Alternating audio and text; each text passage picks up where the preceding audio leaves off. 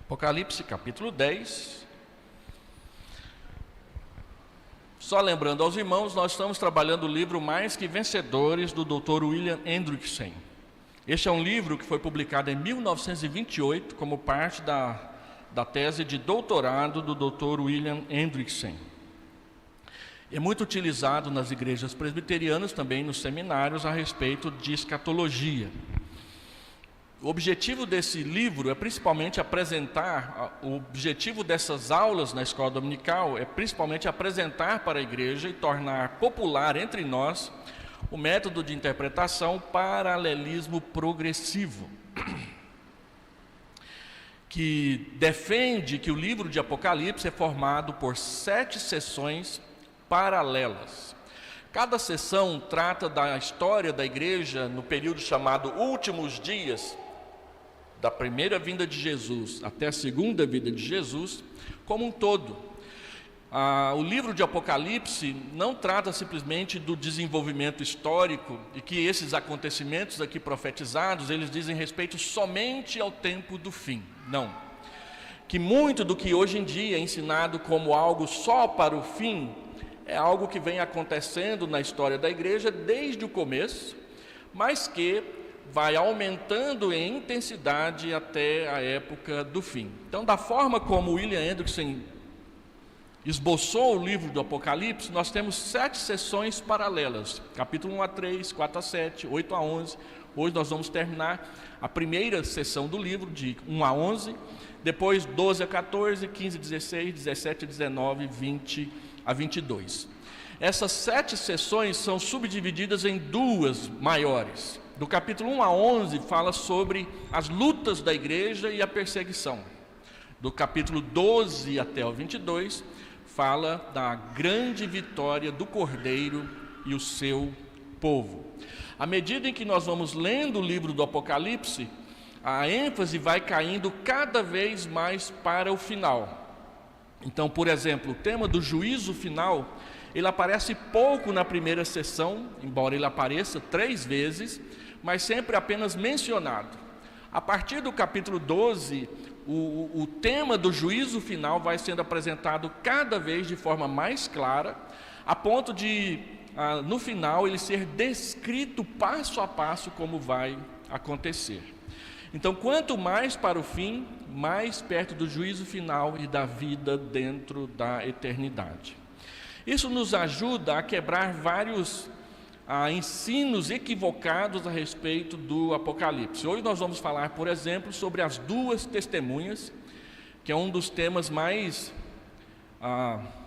interessantes do livro do Apocalipse, mas que também é um dos que há maior quantidade de erro de interpretação, porque tem pessoas que defendem que vão aparecer 2 pessoas, 2 grandes profetas por aí, vão fazer milagres e tudo mais, e vão ser mortos, e vão ser expostos em praça pública e tudo mais. Pelo método de interpretação do paralelismo progressivo, as 2 testemunhas não diz respeito a 2 pessoas, mas diz respeito ao testemunho da igreja em todo o período dos últimos dias, enfrentando perseguições, profetizando contra o pecado, sendo atacada e, por fim, haverá um período de derrota que terminará com o arrebatamento da igreja. Mas vamos tratar disso então, mostrando como isso funciona. Um outro gráfico que é interessante e importante você gravar é a descrição do céu a partir do capítulo 4, ou no capítulo 4. Até o final do capítulo 3, João se encontra na terra. A partir do capítulo 4, ele tem uma visão do céu, e aí nós temos a visão do trono e de tudo o que acontece ao redor do trono. No capítulo 4, nós gastamos uma palestra inteira para explicar isso. Basta você acessar o canal e repetir lá, ou adquirir o livro do William Hendrickson e ler. E mais um último alerta, não tem nada de novo no que nós estamos fazendo aqui. Praticamente eu estou lendo o livro do William Hendrickson para a igreja, fazendo observações aqui e ali, aumentando um pouquinho as explicações que ele traz, a fim de entendermos melhor. Mas basicamente o que eu estou fazendo é uma leitura. Então você está participando do clube de leitura do livro do Apocalipse aqui na igreja de Vila Nova.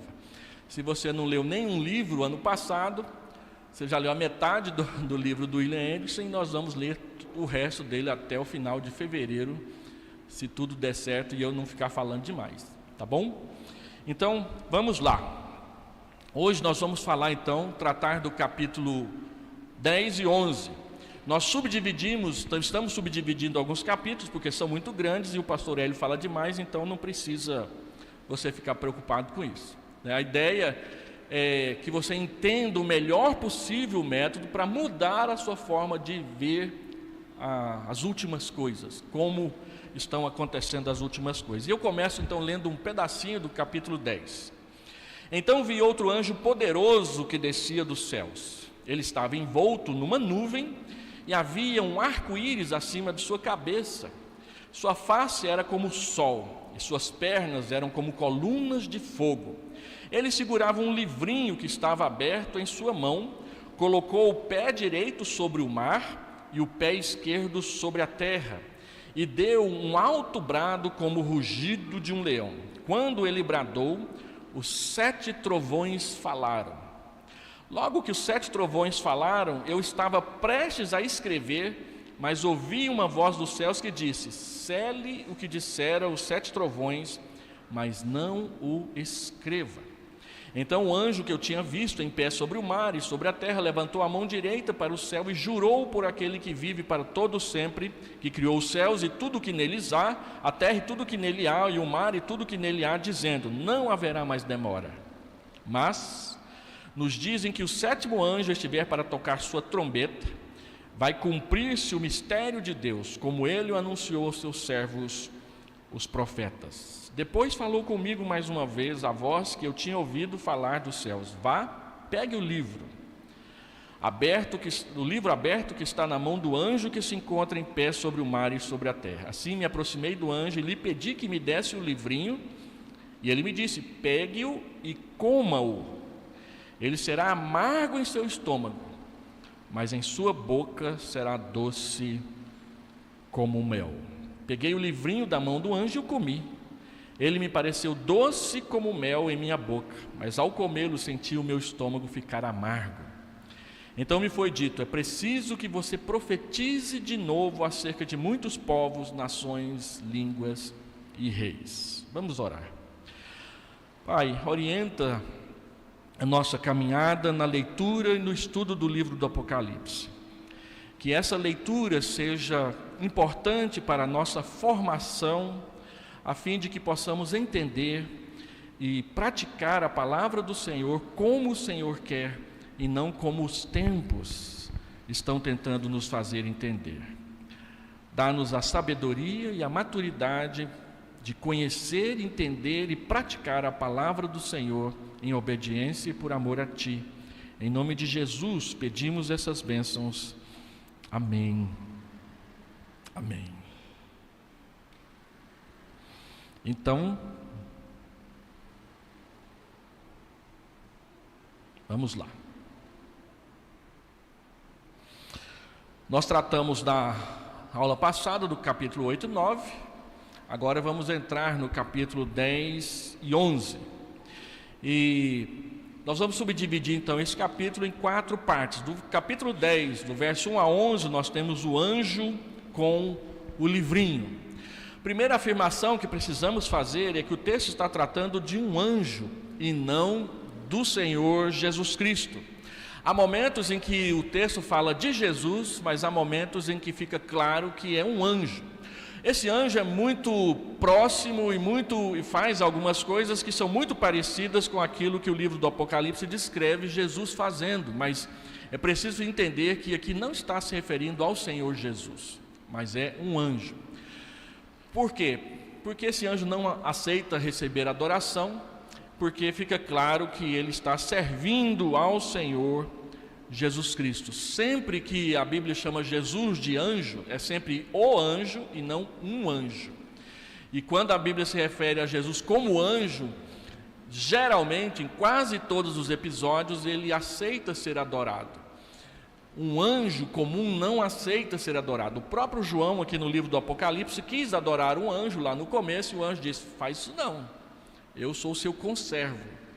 Então, quando é um anjo, ele não aceita adoração. Quando é o Senhor Jesus Cristo chamado de anjo, ele aceita ser adorado. Agora, esse anjo, ele é poderoso, ele é bem grandão, né? Ele vem com as nuvens, ele põe um pé sobre a terra, ele põe o outro pé sobre o mar, e ele vem com a tarefa de anunciar a terceira e a última voz antes do juízo final. Ele surge segurando na mão um livrinho, e ele está descendo do céu com os seus pés como pilares de fogo, conforme a descrição do texto aí. Sua face brilha como o sol, está envolto numa nuvem. Essa nuvem tem um arco, que a gente chama de arco da aliança, mas a tradução da Nova Versão Internacional anuiu a ideia de arco-íris. E tudo isso é simbólico. O simbolismo mostra claramente que esse anjo está intimamente associado com o Senhor Jesus. Muita da sua descrição é muito parecida com a descrição de Jesus no capítulo 1, mas, como eu disse, não é ele. E esse anjo traz nessa descrição que está aqui a santidade de Deus simbolizada pela face do seu anjo. O seu julgamento é mostrado pelo fato de que ele vem com as nuvens. Quando a Bíblia refere-se Deus vindo com as nuvens, é uma menção de que ele vem para julgar. E a graça também está envolvida, porque sempre que a Bíblia fala de um arco nas nuvens, remete para Noé e a aliança que Deus fez com Noé, prometendo que ele iria proteger e não destruir mais a terra por meio de um dilúvio. Sempre que a gente olha para o céu e vê o arco, depois de um momento chuvoso, é para a gente lembrar que Deus tem uma aliança conosco, e isso remete diretamente para a graça e a misericórdia de Deus para conosco. Deus preservou Noé e a sua família, Deus nos preservará no dia do seu juízo, na sua presença. E aí aparece mais um detalhe novo. Na hora que você acha que o anjo vem e está terminando, aí aparecem 7 trovões. E esses trovões são vozes que estão falando. Mas quando João começa a escrever o que os trovões estão dizendo, o anjo diz: não escreva, deixa isso guardado no secreto. William Anderson comenta essa parte dizendo que nem tudo que Deus está fazendo, Ele vai revelar para nós. E ele alerta: sempre que a gente pensa no futuro, é importante a gente ter prudência e cuidado, porque esses trovões aqui mostram que coisas estão acontecendo, Deus está fazendo coisas, e Ele não vai dizer para a gente o que é, como é, quando que é e aonde que isso vai chegar. Então, nós precisamos entender que, embora Deus tenha se revelado a nós na Escritura e em Jesus Cristo, e Jesus Cristo é o ponto alto da revelação, quem vê Jesus vê o Pai, nem tudo que Deus vai fazer Ele quer que a gente saiba. A gente só fica sabendo aquilo que Deus revela. Agora, o que nós defendemos, e essa é uma defesa da fé reformada, é que o que nós sabemos pela revelação é suficiente para nós vivermos uma vida que agrada a Deus.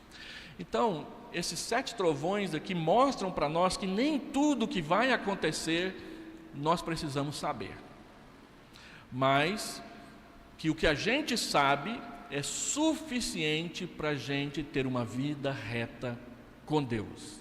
E no momento oportuno tudo vai acontecer como Deus havia prometido. O anjo, ele aparece, ele fala alto, ele fala como um trovão, porque a sua palavra é para todos, e o que ele está falando é importante.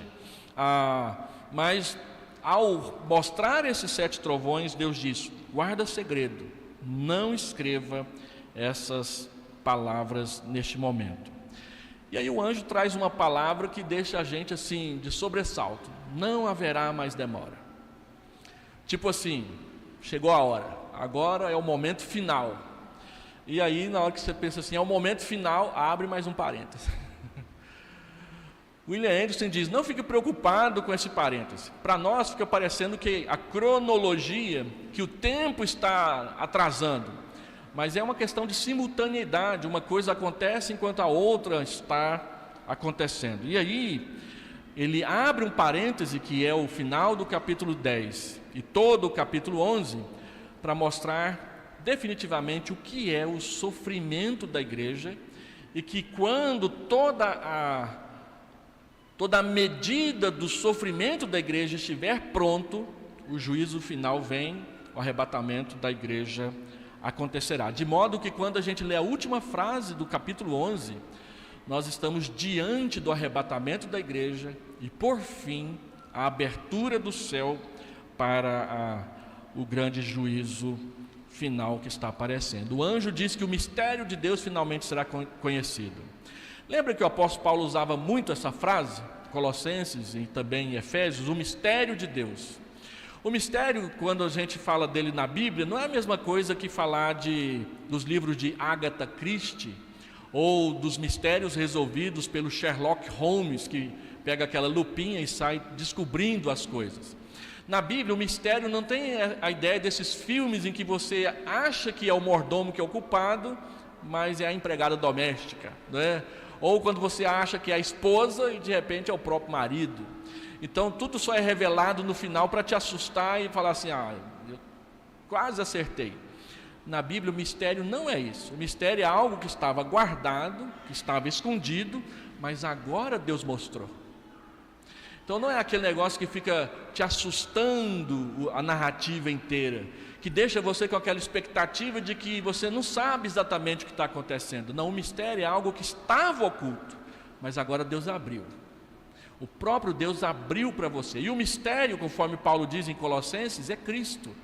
O grande mistério de Deus para nós é a revelação do Messias de forma humana, vivendo como um servo, morrendo numa cruz pelos nossos pecados, mas ressuscitando ao terceiro dia, voltando para o céu e preparando-se para voltar à terra. Esse é o mistério. Cristo em vós, a esperança da glória. O mistério de Deus é que Cristo veio, se revelou a nós, e todo aquele que nele crê não perecerá, mas tem a vida eterna. João 3, João 11, mostrando que o que é decisivo na nossa vida é firmar um compromisso pessoal com o Salvador que se revelou na pessoa de Jesus Cristo naquela época. Esse é o mistério de Deus que foi revelado ao mundo. E ao dizer isso, o juízo final está pronto para chegar, mas ainda não. Ele tem mais dois assuntos. O templo será medido e as duas testemunhas vão aparecer.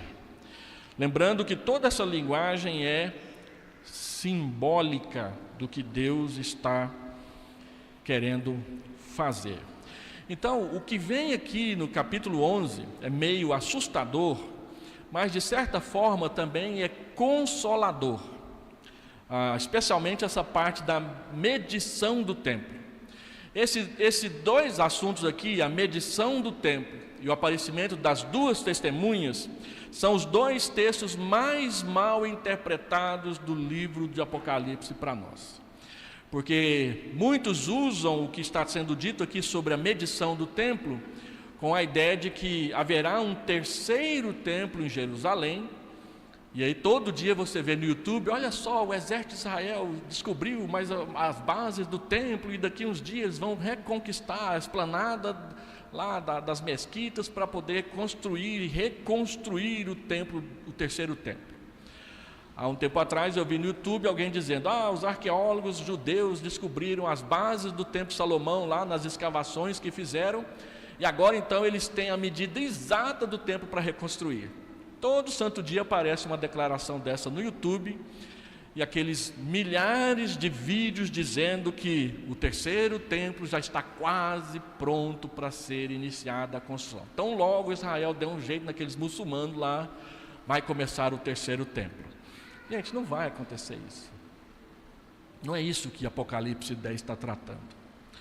O texto está tratando de forma simbólica do que é o povo de Deus, e não simplesmente da construção física de um terceiro templo em Jerusalém. Então, quando o anjo fala que está tudo pronto para vir, a nossa expectativa é que o próximo versículo diz: o sétimo anjo tocou a trombeta, mas ele só vai tocar a trombeta lá no final do capítulo 11. E ele não está apresentando definitivamente o que vai acontecer. Assim como após o sexto selo não seguiu imediatamente o sétimo, lembra que teve um parêntese? Então, após a sexta trombeta também houve esse parêntese que nós estamos aqui. Lá, o sexto selo foi precedido pela descrição dos selados de Deus, que é o capítulo 7. Aqui, ao toque da sétima trombeta, é precedido pela medição do templo, que é uma descrição da igreja, e o testemunho da igreja às nações nas duas testemunhas. E William Hendriksen argumenta: primeiro, o texto trata do que será o sofrimento final da igreja. O sofrimento, o poder, o dever e a vitória final da igreja devem ser mostrados para que os crentes recebam consolação quando os juízos forem infligidos sobre o iníquo. De novo, o inevitável caráter do juízo final se tornará mais claro quando demonstrado que o mundo ímpio não apenas falha em ouvir as vozes de advertência de Deus reveladas nas 6 pragas, mas sobre isso rejeita muito claro e definido o testemunho das 2 testemunhas do capítulo 11. Mas isso, afinal de contas, não seria uma demora? Ele pergunta. O anjo jurou solenemente que não haveria mais demora, mas ainda assim nós temos que esperar mais um pouquinho. Contudo, essa espera é só aparente, diz William Hendriksen. O que temos em 10:8 até 11:13 não intervém cronologicamente entre a sexta e a sétima trombetas. É simplesmente a descrição da presente dispensação de uma perspectiva diferente, ou seja, ele volta ao conceito de paralelismo progressivo. A medição do templo e o aparecimento das 2 testemunhas não diz respeito a 2 eventos históricos e físicos, mas são 2 eventos descritivos simbolicamente de como que a igreja vive e testemunha em todo o período entre a primeira e a segunda vinda de Cristo. E aí ele então trata do livro, da medição e das 2 testemunhas. Primeiro, o livro. O livro, ele é doce na boca, mas é amargo no estômago. Então, William Hendriksen diz que isso trata da doçura do evangelho, quando ele é pregado, e do amargor da perseguição após a pregação. Durante todo o período da história da igreja, a igreja pregou o evangelho que é doce aos ouvidos. É um Deus bom, que perdoa, que salva, que livra do inferno e da condenação. Mas que ao receber esse livro e começar essa palavra e começar a viver nela e testemunhar dela, você experimenta o amargor do testemunho e das pessoas que rejeitam o evangelho através da perseguição. Então, a doçura do livro na sua boca é a doçura do evangelho que você recebeu, que de fato muda a nossa vida e é agradável. Ouvir a promessa do evangelho é muito agradável e fácil até. Agora, entrar na dinâmica do evangelho é que é o complicado.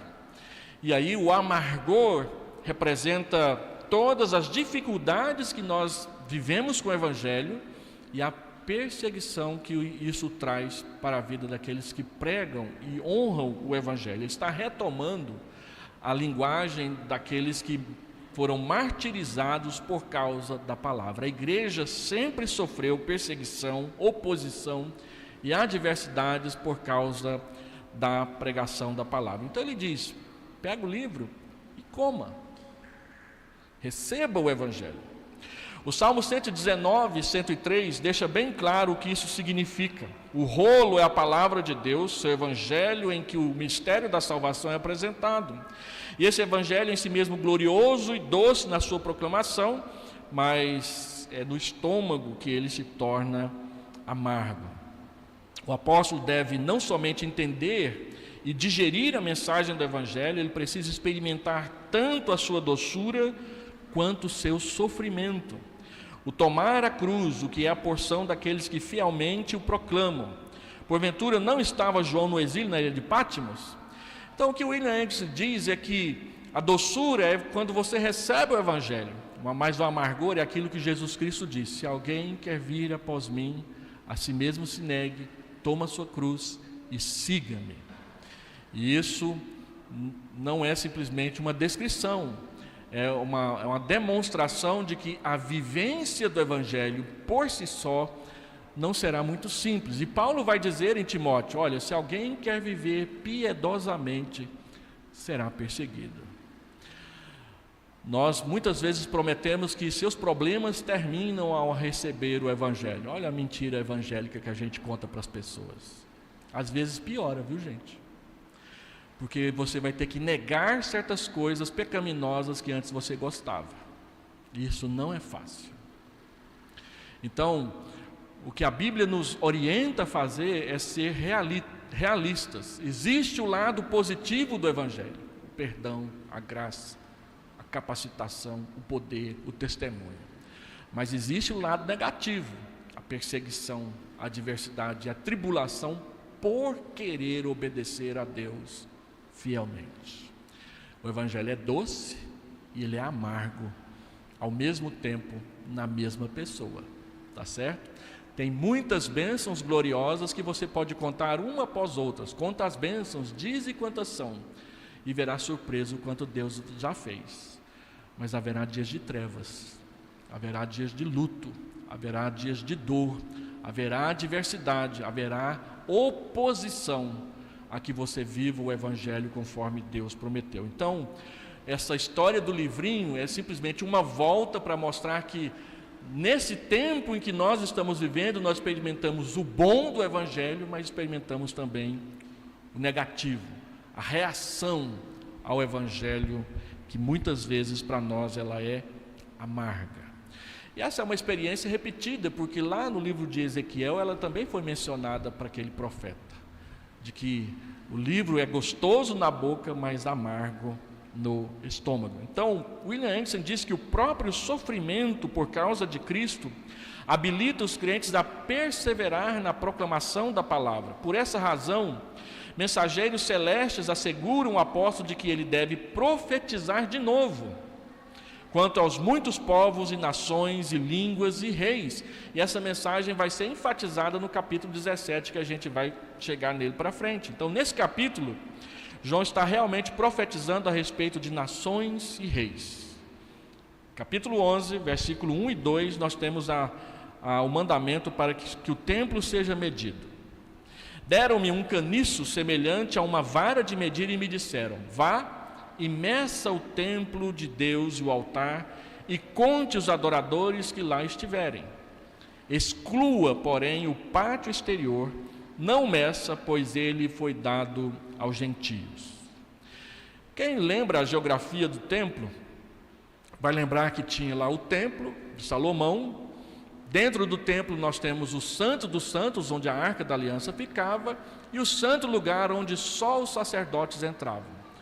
Do lado de fora tinha o pátio, e ao redor do pátio, o pátio dos gentios.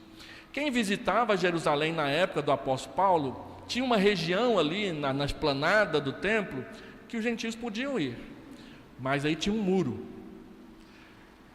Desse muro para frente, só judeu. E foi descoberto na década de 60 pedaços desse muro na arqueologia, e havia uma inscrição: não ultrapasse, quem ultrapassar será morto. A pessoa que não era judia, que entrasse na área do pátio das mulheres, por exemplo, era morto. A acusação que os judeus fizeram contra Paulo para poder prendê-lo e assassiná-lo é que ele tinha introduzido Tíquico ali naquele pátio. Os irmãos se lembram, porque Tíquico era grego, ele não era judeu. Então eles disseram: ele tem que morrer porque ele colocou um gentio dentro do templo. O que é que nós temos aqui? Quando diz que o templo será medido e contado todos os adoradores, ele diz: olha, conte quem estiver lá dentro, mas de fora não conte, porque é dos gentios. O que o William Anderson interpreta aqui é que ele está falando da igreja. A igreja vai ser medida. Assim como no capítulo 7, o selo foi colocado na fronte de cada eleito. Agora ele está repetindo a mensagem de um jeito diferente. Aqueles que adoram a Deus como templo, esses estão separados, conta-os. Mas aqueles que não adoram a Deus verdadeiramente, deixa de fora. Essa área foi entregue aos gentios. E aí ele descreve o templo de Jerusalém e diz que Jerusalém será pisada pelos gentios até a volta do Cordeiro. E é o que está acontecendo hoje. Jerusalém está sendo pisada pelos gentios, inclusive os judeus que rejeitam a Cristo. O Estado de Israel, como nação e enquanto nação, rejeita Jesus. Nós estamos vendo aí esse conflito entre Israel, Hamas e os terroristas que lá estão, e ficamos condoídos com Israel por causa da justiça. Aquela é uma guerra injusta, é uma guerra mentirosa, é uma narrativa anti-Israel e anticristã. Agora, em nenhum momento nós cremos que nós devemos apoiar Israel, porque Israel é o queridinho de Deus, como era no Antigo Testamento. Porque não é. Nós não podemos esquecer que Israel rejeitou o Evangelho e que serão salvos somente os israelitas que entregarem a sua vida a Jesus. Já era assim lá na Bíblia. Paulo trata disso no capítulo 9, 10 e 11 de Romanos, dizendo que é o Israel segundo a eleição que será salvo, não o Israel nacional, que tem ali uma região geográfica que você pode identificar e visitar. Não é a nação de Israel que será salva, é o povo de Israel, entre aspas, que será salvo. E quem é o povo de Israel? Os eleitos de Deus. Paulo diz em Gálatas capítulo 2 que a igreja é o Israel de Deus. E aí, por causa da fé de Abraão, que creu em Deus, isso lhe foi imputado para a justiça. Todo e qualquer pessoa que crê em Deus, como Abraão creu, será salvo, dentro do projeto eletivo do Senhor.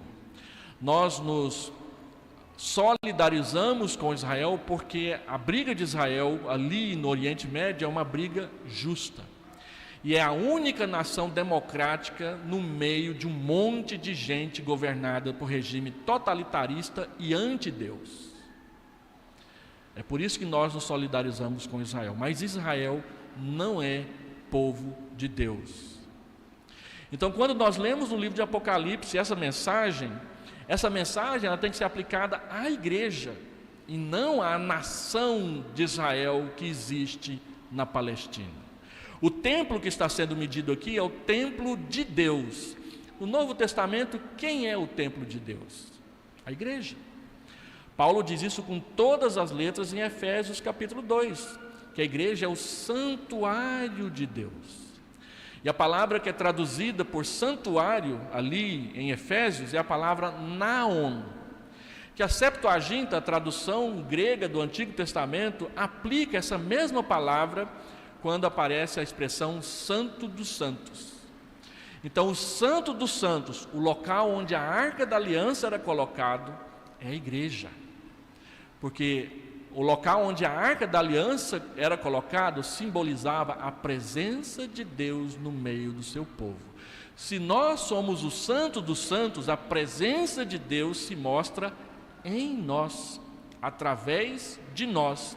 Então nós precisamos fazer esse exercício de interpretação do que diz respeito ao quem é o Israel de Deus. O Israel de Deus não é a nação de Israel que existe na Palestina. O Israel de Deus é a igreja de Deus espalhada na face da terra, que também tem israelita no meio dela, porque também tem muito judeu entregando a vida para Jesus, mas não todos, não a nação.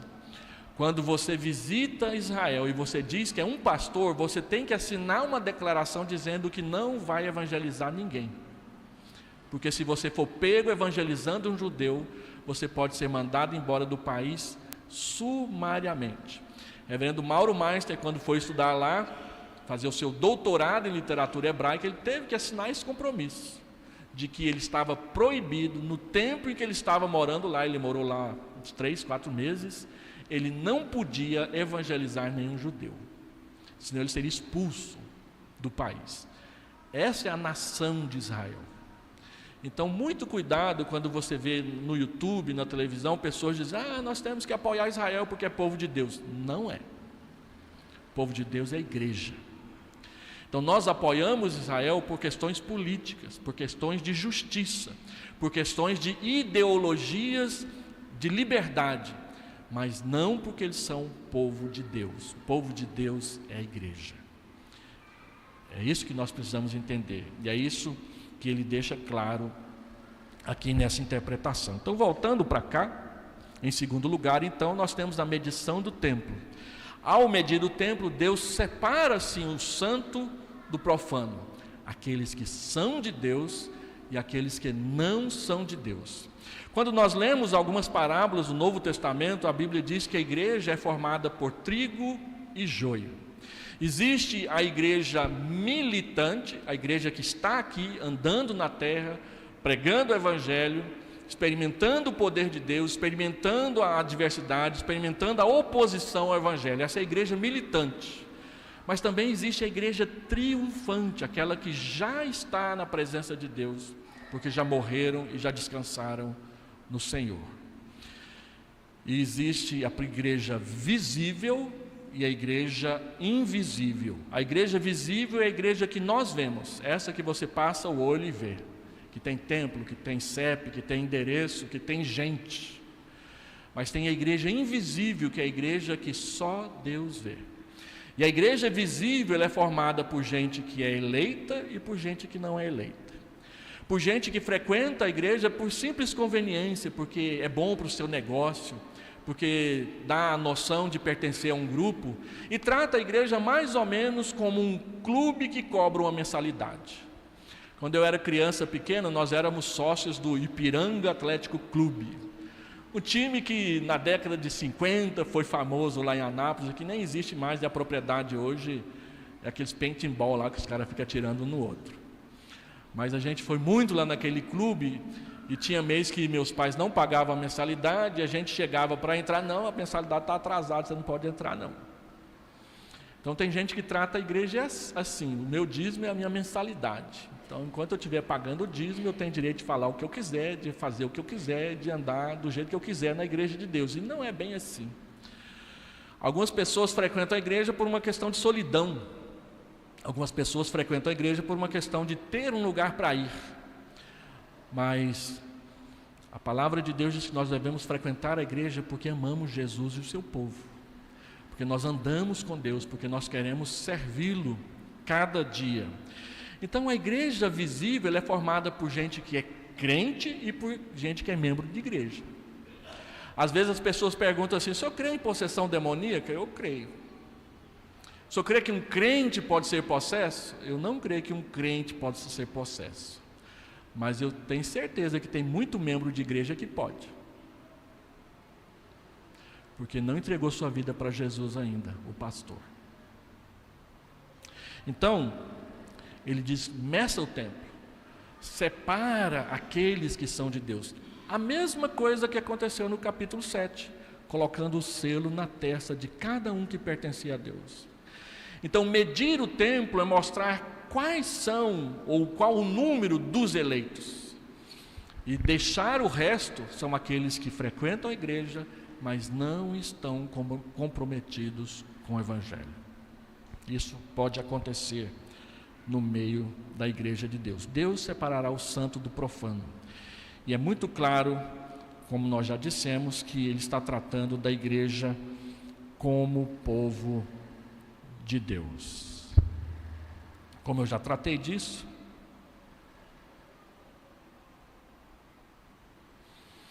eu já vou para o próximo ponto.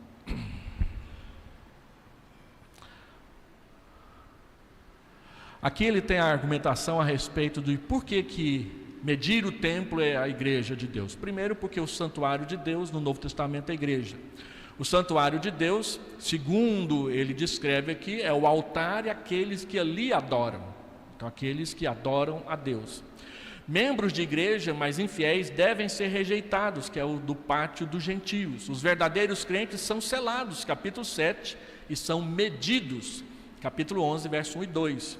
E isso está em harmonia com Ezequiel 43, 4 e 47, 1, quando fala da medição do templo. O templo simboliza, representa a igreja de Deus. Então, a Jerusalém terrestre é claramente o símbolo de tudo que se opõe à verdadeira igreja. Israel, como nação, se opõe à igreja. É disso que ele está tratando aqui. Então ele vai tratar, em terceiro lugar, das duas testemunhas. As duas testemunhas não são duas pessoas que aparecerão fazendo sinais e prodígios como Moisés fez, como Elias fez. Durante muito tempo eu pensei que era assim. E ficava pensando, puxa vida, eu queria estar lá para ver esses caras poderosos andando na terra. O ministério profético vai ser restaurado e vai ser uma bênção. Mas a descrição das duas testemunhas aqui é trágica. Eles testemunham com poder, eles fazem sinais e prodígios e o mundo os odeia por isso. E o que o mundo faz? Mata. Então, como é apenas um símbolo, e não literalmente, o que isso quer dizer? William Hendrickson diz que as duas testemunhas é a igreja e a sua obra missionária. O testemunho e a oposição que ela enfrenta por causa do testemunho. Durante toda a história da igreja foi assim. A igreja pregou com poder, a igreja testemunhou o evangelho, houve milagres na igreja, ainda hoje há. Você pega alguns relatos do reverendo Ronaldo Lidório, do tempo que ele foi missionário na África, e fica de boca aberta. Você pega aquele livrinho que eu menciono sempre aqui, o Reavivamento na África do Sul. Pega mesmo, gente, lê aquele livro, você vai ver a quantidade de milagres que Deus fez lá em Mapumulo, em 1966 e os anos posteriores, reavivando aquela região. Milagres assim de você ficar de boca aberta e com o cabelo do braço arrepiado. A gente presencia alguns milagres aqui e ali. Eu fui no seminário, eu tinha um colega que a esposa dele disse, olha, eu fui numa dessas conferências pentecostais aqui em Goiânia. E o pregador estava lá em São Paulo pregando e ele começou a orar pelas pessoas. Eu estava do lado de um paraplégico e eu vi a perna da criança inchando novamente, enchendo-se como se fosse um balão dentro daquela armação de metal. E eu ajudei a tirar aquela armação de metal dela e ela voltou a andar depois da oração do cara lá em São Paulo. Então nós não somos contra e não descremos das ações miraculosas e poderosas de Deus no nosso meio. Nós só não dizemos que elas acontecem todo o tempo, toda noite, cada vez que alguém ora. Eu fui num culto uma vez em que o pregador, andando de muleta, ele disse, olha, Deus fez vários milagres através de mim, e ele só fez porque eu estava lá. Então o milagre é a pessoa, né? Ele andando de muleta fazendo milagre para os outros. Não duvido disso, mas o milagre não acontece só porque o missionário tal, a missionária tal, ou fulano de tal vai lá e ora e ele é o poderoso. Não, Deus faz milagres. Em 30 anos de ministério eu devo ter visto um ou dois, mas quando você lê a narrativa bíblica, os milagres não acontecem um atrás do outro o tempo todo. Quando você lê a história de Eliseu, por exemplo, há uma narrativa de um milagre acontecendo 10 anos depois do outro. Mas como a gente só vira a página, a gente acha que foi ontem, hoje e amanhã. Não, cada página virada daquela às vezes é 100 anos, viu gente? Dependendo da narrativa que você está lendo. Então milagres acontecem, milagres aconteceram, milagres poderosos ainda irão acontecer. Porque no decorrer da pregação do Evangelho, muitas vezes isso acontecerá. Jesus diz isso em Marcos 16. Só não acontece do jeito que os pentecostais querem e do jeito que eles fazem. Aqui em Goiânia, uma vez, um desses pregadores apareceu e foi fazer aqueles jingles de propaganda anunciando a vinda dele aqui em Goiânia. Aí ele foi lá na TV Anguera e ele gravou os jingles da semana inteira, antes de acontecer. E aí ele colocou num dos jingles, ontem um cego viu, o coxo andou. Ele estava gravando na semana anterior ao que ia acontecer, dizendo que já tinha acontecido. É contra isso que nós pregamos. Então o texto diz que as duas testemunhas, elas vão fazer esses milagres. Na igreja, milagres acontecem. Na igreja presbiteriana, tem gente que não acredita, milagre acontece. O que a gente não faz é querer fazer a igreja crescer em cima disso. A igreja não cresce em cima de milagres. A igreja cresce em cima da pregação do Evangelho. E os milagres acontecem conforme o Espírito Santo quiser e desejar fazer. Pode ser que ele te use, pode ser que ele não te use. Mas isso não quer dizer que nós queremos menos, porque a gente é mais realista. Então, as duas testemunhas é o testemunho da igreja.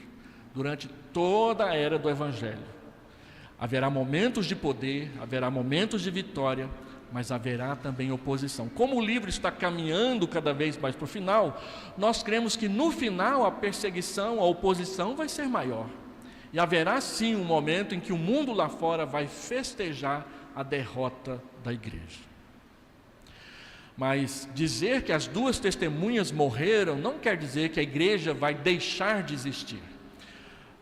Quer dizer que ela vai deixar de ter influência, que ela não mais terá voz. E à medida em que os séculos vão passando e a gente estuda a história, a gente vê o quanto que a influência e o poder da igreja vem diminuindo. De modo que hoje em dia, quando você fala em igreja, nos círculos acadêmicos, é motivo de gozação, de piada, de desdém. Mas houve um tempo em que a teologia era a principal das matérias ensinadas nas escolas.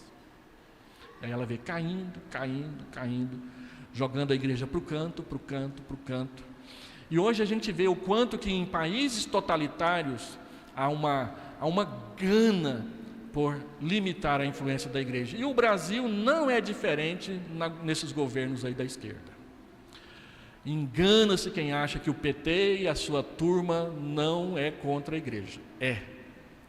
E todo dia tem uma notícia nova de alguma lei que é aprovada, que aperta, que empurra, que chega a igreja mais para o canto da parede. Enquanto nós tivermos governos de esquerda que seguem a cartilha do marxismo, será assim. Porque o marxismo é materialista, não crê num Deus criador. E só isso já serve de base para você tomar cuidado quando você se envolve com ideologias de esquerda. Isso não quer dizer que o pastor está aqui só metendo o pau na turma do lado de lá. Isso quer dizer que a gente precisa interpretar o nosso mundo político não por ideologias que eu tenho preferência, mas pelas escrituras sagradas. Isso é um fato. Onde tem governo marxista, há totalitarismo. E onde há totalitarismo, a igreja não sobrevive porque a igreja prega a liberdade. Os países do Ocidente que pregam a liberdade e hoje desdém da liberdade, se esquecem que foi o protestantismo e a pregação do Evangelho que lhes trouxe essa liberdade. Porque a gente sempre pregou a liberdade de expressão, que hoje no Brasil é um artigo de luxo só para uma determinada ala. Porque se você estiver do outro lado, você é taxado de extremo e de defensor e propalador de fake news. Mas isso é motivo para a gente conversar quando a gente estiver mais perto da eleição que está chegando por aí. Tá certo? As duas testemunhas é a igreja, sua obra missionária e o seu testemunho. Haverá um tempo em que o mundo vai festejar a vitória da igreja. Quando você lê esse parágrafo das duas testemunhas, você fica triste, porque o final elas morrem. E o que é pior, não podem ser sepultadas. Ou seja, a igreja é inutilizada no seu testemunho e você não pode tirá-la da jogada. E aí o texto diz que o mundo festeja. As duas testemunhas faziam milagres, libertavam as pessoas, agiam com poder. Isso irritou o mundo pagão. Eles mataram as duas testemunhas e fizeram festa depois disso. E aí acontece uma coisa inesperada. Elas voltam a respirar, se levantam e Deus diz: vem para cá. E esse vem para cá é uma antecipação do arrebatamento. É a primeira menção ao arrebatamento no livro do Apocalipse, que depois ele vai tratar disso mais para frente. E aí todo mundo fica com o olho arregalado, porque aquelas duas pessoas que eles mataram agora se levantam e sobe diante dos olhos deles. E aí o William Anderson diz o seguinte: que história é essa de arrebatamento secreto? Que história é essa daquela música que todo mundo canta? O rei está voltando, o rei está voltando. Avião sem seus pilotos correm para a destruição. Não tem arrebatamento secreto não, gente. A Bíblia diz que um vai ser tomado e o outro vai ficar, mas não diz que isso vai ser na escuridão da noite. Não, vai ser diante dos olhos do mundo, que com os olhos arregalados vai falar: ixi, deu ruim. A gente matou os caras e os caras eram de Deus. A gente acabou com a influência da igreja e ela é que estava certa e a gente que estava errado. Só que, como diz Donald Carson, no dia do juízo, o mundo não vai ficar assim: puxa vida, a gente errou, que pena. Não, o mundo vai dizer assim: está errado, Deus está errado, Deus fez tudo errado, nós é que estamos certos. E aí, quando as duas testemunhas sobem para o céu e os olhos acompanham, o que o texto diz? Eles olham para o céu e a arca da aliança está exposta. Lembra que a arca da aliança é o símbolo da presença física de Deus no meio do seu povo? Então o capítulo 11 termina com a arca da aliança sendo mostrada no céu. Ou seja, acabou-se. O que vem depois, quem rejeitou o evangelho, já era. Então esse reviver das duas testemunhas é um reavamento da igreja no final dos tempos e o arrebatamento da igreja naquele período. Em quarto e último lugar, então, reviveram-se as duas testemunhas, a sétima trombeta é tocada. Olha o que diz o texto, verso 15 a 19 do capítulo 11.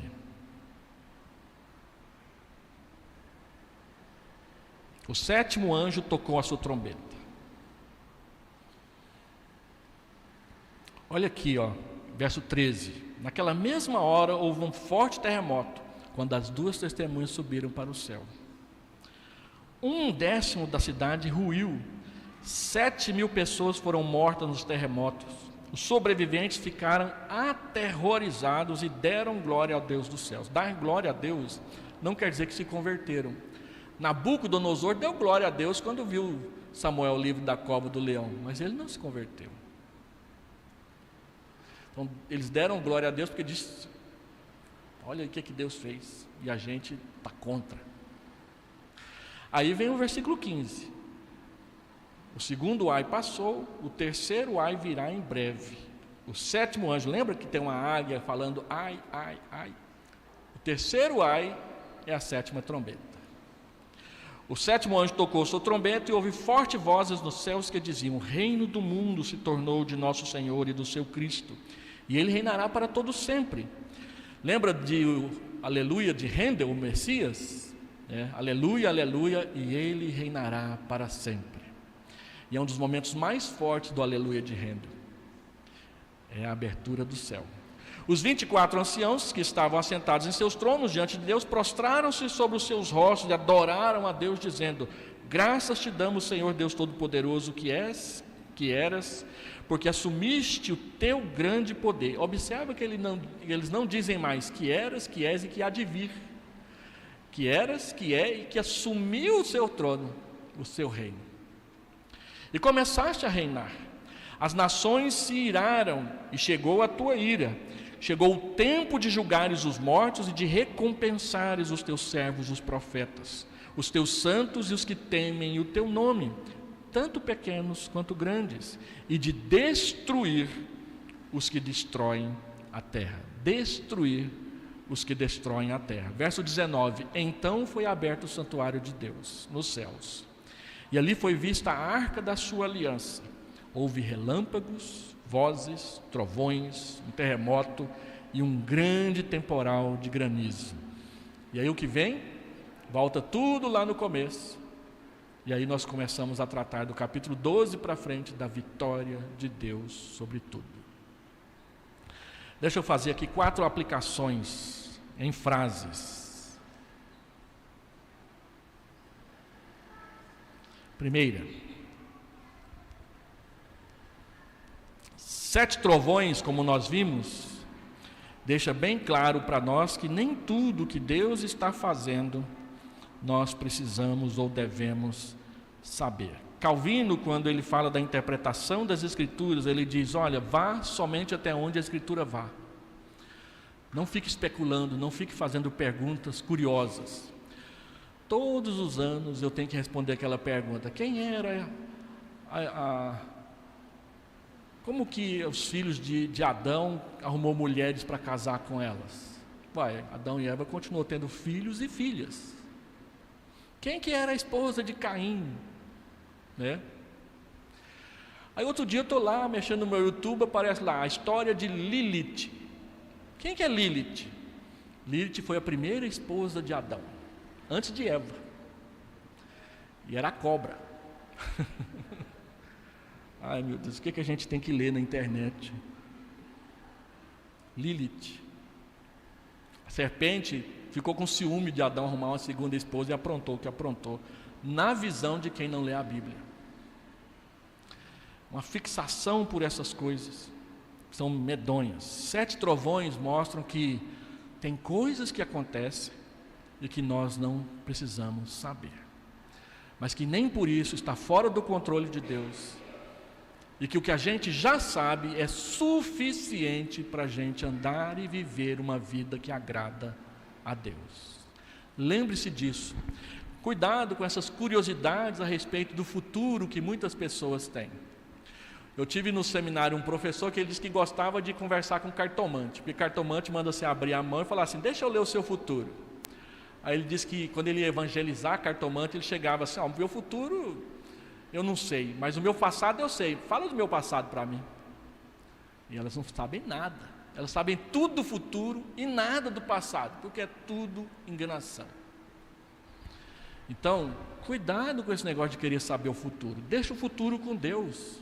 O seu futuro, se você crer, já está garantido, é viver com Deus no céu. Para que melhor? O que vai acontecer daqui para lá é de menor importância. O final está garantido. Ontem nós compartilhamos no grupo dos pais da igreja um vídeo de um rapaz que, se Deus quiser, nós vamos trazer aqui, chama Dietrich. E ele falando a respeito de cosmovisão bíblica para crianças. E aí ele estava numa aula de neurociência e a professora foi falar a respeito disso lá, sobre cosmovisão. Aí perguntou para uma pessoa: quem é você? Eu sou médica. Quem era você há 10 anos atrás? 10 anos atrás eu não sei direito, porque eu não era médica ainda. Quem será você daqui 10 anos? Aí ele disse: professor, eu queria responder essa pergunta. Aí ela perguntou: quem era você então? Quem é você? Eu sou filho de Deus, salvo, redimido pelo sangue de Jesus. Quem era você há 10 anos atrás? Eu era um filho de Deus, salvo, redimido pelo sangue de Jesus, quando ele tinha 17 anos.